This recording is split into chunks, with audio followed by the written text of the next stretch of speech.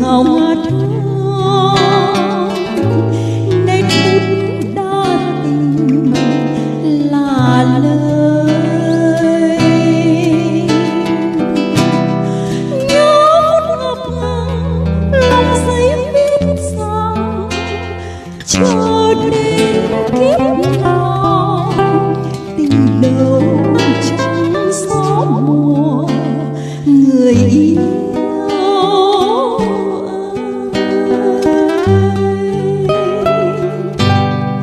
em nay về đâu phong thư còn đây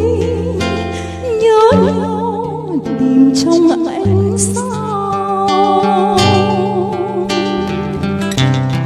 nhớ tới ngày nào cũng bước lên cầu ngồi xõa tóc thề hẹn lời ân ái trôi đến bên nào hình dáng thuyền yêu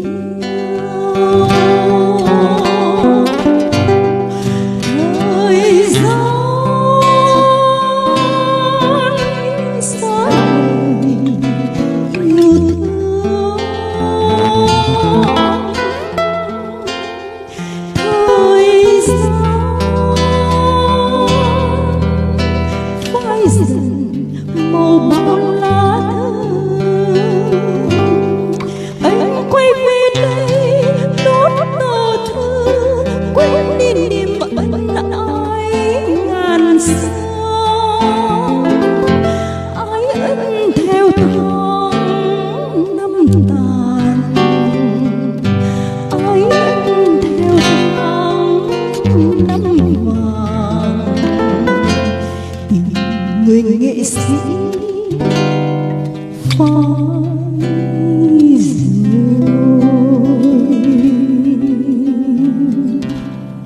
nhớ tới mùa thu năm nào mình anh lênh đênh rừng cùng gió chiếc lá thu dần vàng theo nhớ tới ngày nào cũng bước đến cầu ngồi xõa tóc thề còn đâu ân ái trong người xưa.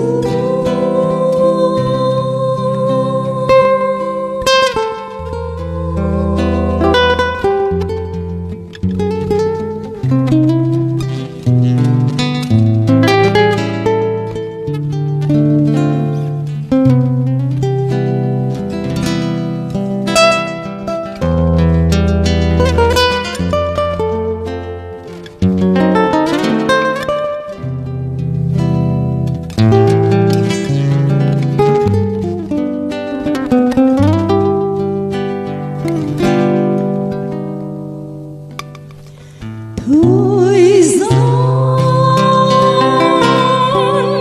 như xóa lời yêu thương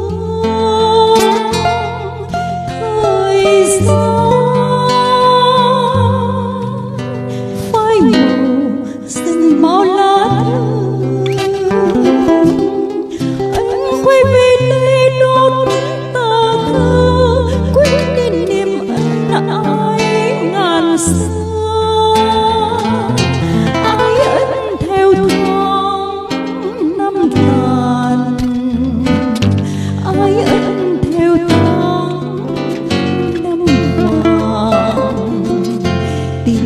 người nghệ sĩ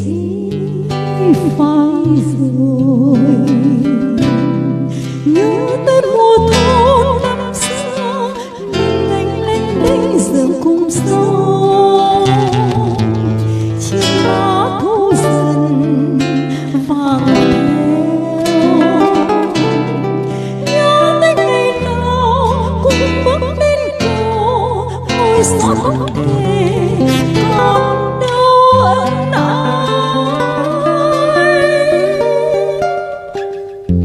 trong